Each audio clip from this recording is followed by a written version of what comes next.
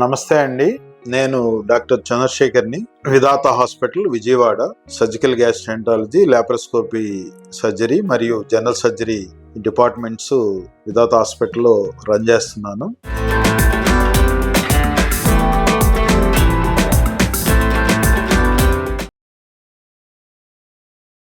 Fatty liver మన women's అంటే లేడీస్లో ప్రత్యేకత ఏంది? లేడీస్కి ఎక్కువ పర్సంటేజ్ ఇన్సిడెన్స్ లేడీస్లో ఎక్కువ ఉంటుందా, తక్కువ ఉంటుందా?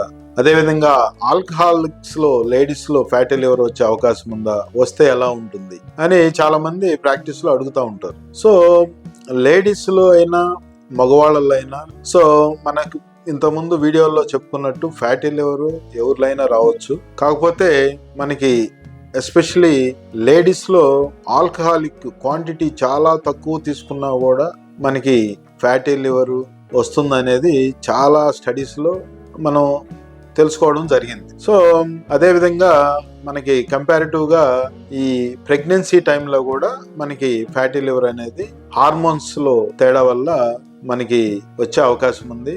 సో ఆ టైంలో ఎస్పెషలీ 20 వీక్స్ ప్రెగ్నెన్సీ తర్వాత ఈ ఫ్యాటీ లివర్ వచ్చే అవకాశం ఉంది. సో ఫ్యాటీ లివర్ సిమ్టమ్స్ అనేటి యూజువల్గా ప్రెగ్నెన్సీలో మనకి హెపటైటిస్ సిమ్టమ్స్తో వచ్చే పేషెంట్స్ని చూస్తుంటాం. అంటే లాస్ ఆఫ్ అప్టైట్ అయితేమి, సో వామిటింగ్స్, నాసియా, సో అదేవిధంగా జాండిస్, ఈ యాంకిల్ కింద మడిమల దగ్గర వాపు, సో కొంతమంది కడుపు నొప్పి, చలి, జ్వరంతో కూడా వస్తూ ఉంటారు. సో అటువంటప్పుడు గైనకాలజిస్ట్ దాన్ని గుర్తించి గ్యాస్ట్రోఎంట్రాలజిస్టు మరియు హెపటాలజిస్ట్కి సంప్రదించి ఖచ్చితంగా ట్రీట్మెంటు తీసుకోవాలి. లేదంటే బిడ్డకి కానీ తల్లికి ప్రమాదం అయ్యే అవకాశాలు ఉన్నాయి.